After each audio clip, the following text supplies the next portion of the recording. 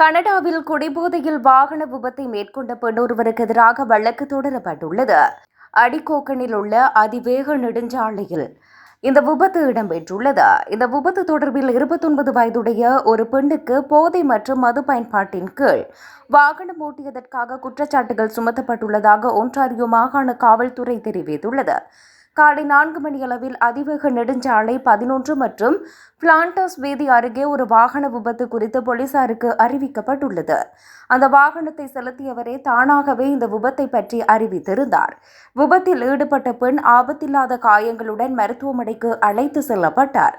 பரிசோதனையின் விளைவாக பெண் போதை மற்றும் மதுபோதையில் இருந்ததால் பாதுகாப்பாக வாகனம் ஓட்ட இயலாத நிலையில்தான் இருந்தது என்பது உறுதி செய்யப்பட்டது. குறித்த பெண்ணின் ஓட்டுநர் உரிமம் 90 நாட்களுக்கு இடைநிறுத்தப்பட்டுள்ளது. வாகனம் 7 நாட்களுக்கு பறிமுதல் செய்யப்பட்டுள்ளமை குறிப்பிடத்தக்கது.